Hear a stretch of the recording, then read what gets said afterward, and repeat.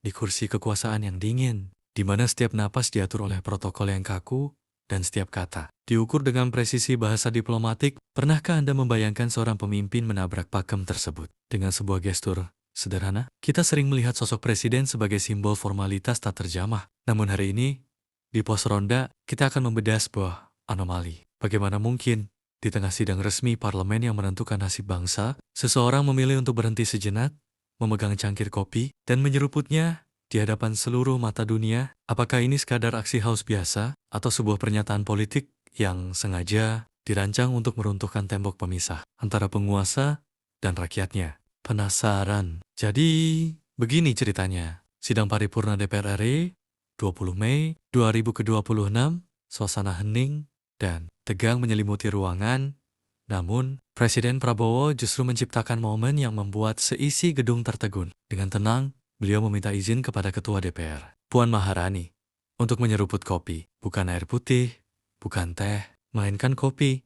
Di mata publik, tindakan ini memicu perdebatan liar. Bagi pendukungnya, ini adalah bukti nyata pemimpin yang membumi, yang tidak terjebak dalam menara gading protokoler. Beliau seolah ingin berkata, saya juga manusia, saya juga butuh energi, saya juga penikmat kopi yang sama dengan kalian. Namun, di balik narasi kesederhanaan itu, terselip asumsi tajam. Apakah ini adalah cara beliau menunjukkan dominasi? Bahwa di ruangan yang penuh dengan aturan kaku ini, beliaulah yang memegang kendali untuk menentukan kapan formalitas itu harus dijeda. Dunia pun seolah mencatat ini sebagai presiden langka. Kita hampir tidak pernah melihat pemimpin negara melakukan hal serupa di tengah pidato kenegaraan yang sakral. Aksi ini menjadi sebuah simbol keberanian yang tidak lazim. Ada pesan tersirat tentang sebuah upaya untuk memanusiakan posisi presiden di tengah iklim politik yang seringkali terasa palsu dan berjarak. Namun, di balik layar, mungkinkah ini adalah taktik ice breaking yang brilian untuk mencairkan kejenuhan anggota parlemen?